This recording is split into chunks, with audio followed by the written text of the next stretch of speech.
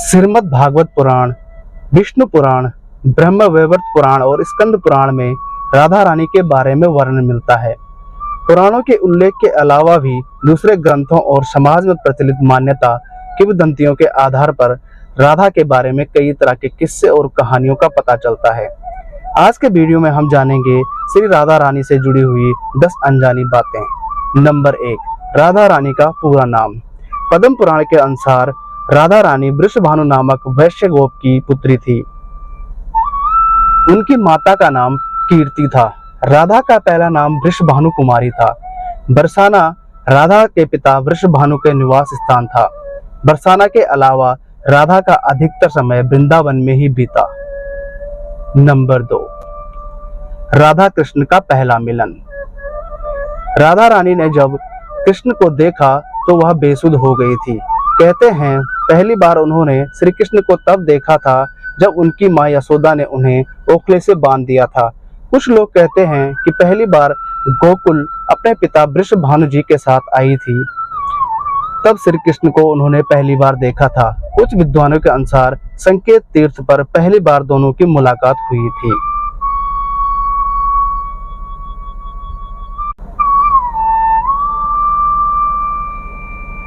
Number 3, पूर्व जन्म से तय था मिलना। ब्रह्म वैवर्त पुराण प्रकृति खंड अध्याय 48 के अनुसार यदुवंशियों के कुल गुरु गर्ग ऋषि द्वारा लिखित गर्ग संहिता के एक कथा के अनुसार एक बार नंद बाबा श्री कृष्ण को लेकर बाजार घूमने निकले थे।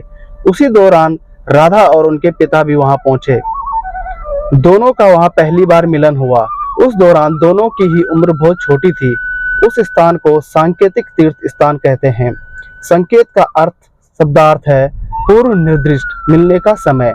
मान्यता है कि पिछले जन्म में ही दोनों ने तय कर लिया था कि हमें इस स्थान पर मिलना है। यहाँ हर साल राधा के जन्मदिन यानी राधा अष्टमी से लेकर अनंत चतुर्दशी के दिन तक मेला लगता है। नंबर 4, राधा कृष्ण का विवाह। गर्ग संहिता के अनुसार एक जंगल में स्वयं ब्रह्मा जी ने राधा और श्री कृष्ण का गांधर्व विवाह कराया था। श्री कृष्ण के पिता उन्हें अक्सर पास के भंडीर गांव में ले जाया करते थे। वहां उनकी मुलाकात श्री राधा रानी से होती थी। एक बार की बात है, जब वे अपने पिता के साथ भांडीर गांव गए तो अचानक तेज रोशनी चमकी और मौसम बिगड़ने लगा। कुछ ही समय में आसपास सिर्फ अंधेरा ही अंधेरा छा गया। इस अंधेरे में एक पारलौकिक शख्सियत का अनुभव हुआ। वह श्री राधा रानी के अलावा और कोई नहीं थी। अपने बाल रूप को छोड़कर श्री कृष्ण जी ने किशोर रूप धारण कर लिया और इसी जंगल में ब्रह्मा जी ने विशाखा और ललिता की उपस्थिति में राधा कृष्ण का गांधर्व विवाह करवाया था। विवाह के बाद माहौल सामान्य हो गया था और राधा, ब्रह्मा, विशाखा और ललिता अंतर्ध्यान हो गए। असल में इस वास्तविक घटना को अलंकृत कर दिया गया है। राधा सचमुच ही श्री कृष्ण से बड़ी थी।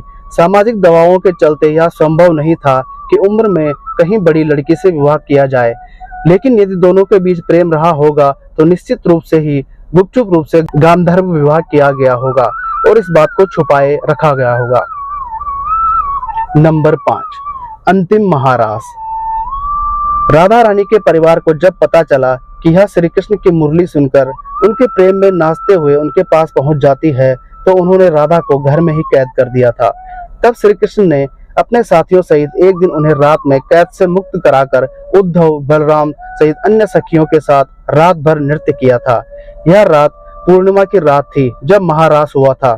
बाद में राधा की माँ राधा के कक्ष में गई तो उन्हें राधा वहां सोते हुए मिली। कहते हैं कि उस वक्त श्री कृष्ण को 2 ही चीजें सबसे प्रिय थी, बांसुरी और श्री राधा। कृष्ण की बांसुरी की धुन सुनकर राधा के तो जैसे प्राण ही निकल जाते थे। कई जन्मों की स्मृतियों को कुरेदने का प्रयास होता था। वह श्री कृष्ण की तरफ खींची चली जाती थी। नंबर 6, श्री कृष्ण ने की विवाह की जिद। श्री कृष्ण और राधा जी में बहुत ही गहरा प्रेम हो चला था। ऐसे में श्री कृष्ण जी ने अपनी माँ यशोदा से कहा कि मैं राधा से विवाह करना चाहता हूँ। यह सुनकर यशोदा मैया ने कहा कि राधा तुम्हारे लिए ठीक लड़की नहीं है। पहला तो यह कि वह तुमसे 5 साल बड़ी है और दूसरी की इसकी मंगनी यशोदा के भाई रयान से पहले ही तय हो चुकी है और वह कंस की सेना में है, जो अभी युद्ध लड़ने गया है। जब वह आएगा तो उसका विवाह राधा से हो जाएगा।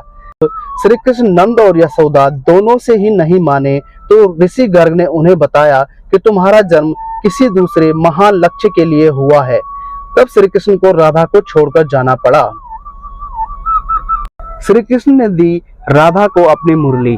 भगवान श्री कृष्ण के पास एक मुरली थी जिसे उन्होंने राधा को छोड़कर मथुरा जाने से पहले दी थी। राधा ने इसी मुरली को बहुत संभाल कर रखा था।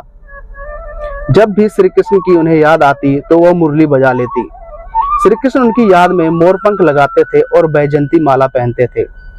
श्री कृष्ण को मोरपंख तब मिला जब वह राधा के साथ उपवन में नृत्य कर रहे थे। मोर का पंख नीचे गिर गया था तो उन्होंने उसे उठाकर अपने सिर पर धारण कर लिया था और राधा के साथ नृत्य करने से पहले श्री कृष्ण को बैजंती माला पहनाई थी। वृंदावन है राधा का खास स्थान। कान्हा पहले गोकुल, फिर नंदगांव और बाद में वृंदावन में रहने लगे थे। वृंदावन में ही राधा के परिवार के लोग भी रहने आ गए थे। बस वहीं पर जन्मा था राधा और कृष्ण का प्रेम। विष्णु पुराण में वृंदावन में कृष्ण की लीलाओं का वर्णन मिलता है। मान्यता है कि यहीं पर श्री कृष्ण और राधा एक घाट पर युगल स्नान करते थे। वहीं पर श्री कृष्ण और गोपियां आंख मिचोली खेला करते थे। यहीं पर श्री कृष्ण और उनके सभी सखा और सखियां मिलकर रासलीला करते थे। कृष्ण की शरारतों के कारण उन्हें बांके बिहारी कहा जाता था। यहाँ यमुना घाट के प्रत्येक घाट से भगवान कृष्ण और राधा की कथा से जुड़े हुए हैं।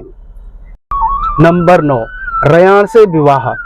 ब्रह्म वैवर्त पुराण के प्रकृति खंड 2 अध्याय 49 के श्लोक 39 और 40 के अनुसार राधा रानी जब बड़ी हुई तो उनके माता पिता ने रयान नामक वैश्य के साथ उनका संबंध निश्चित कर दिया। उस समय राधा घर में अपनी छाया को स्थापित करके खुद अंतर्धान हो गई। उस छाया के साथ ही उक्त रयान का विवाह हुआ।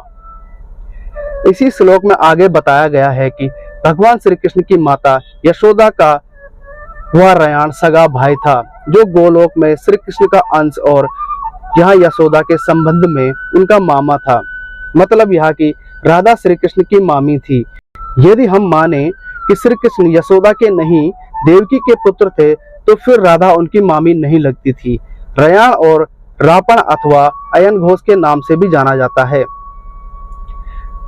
पिछले जन्म में राधा का पति रयान गोलोक में श्री कृष्ण का अंशभूत गोप था।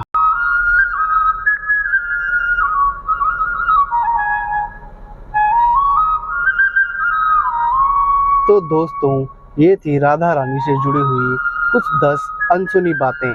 अगर आपको वीडियो पसंद आया तो कृपया इसको लाइक कीजिए और चैनल को सब्सक्राइब करना ना भूलें। तो जोर से बोलिए राधे राधे और कमेंट में राधे राधे लिखना ना भूलिएगा। धन्यवाद।